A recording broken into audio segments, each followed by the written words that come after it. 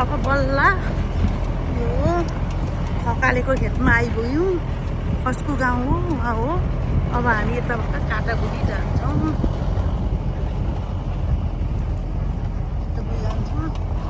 कसकोमा गहुँ पाकेर धन्छ रहेछ यस्तोहरू हुनुको त त्यो डिलबाटी चुल्ठेमा जाने हो। हामी गाउँ हेर्नलाई आएका छौँ। खोकी लाग्यो यो खकालेको खेत। त्यहाँ कुरिलो मजाले फुलेछ। ल हेर्नु है खकाले खेतमा आयौँ। कसुको वन पाल्जेत गाउँको चुल्ठे गाउँको वन त्यस्तो छ। चुल्ठेको भिड त्यस्तो छ। भिड चुल्ठेको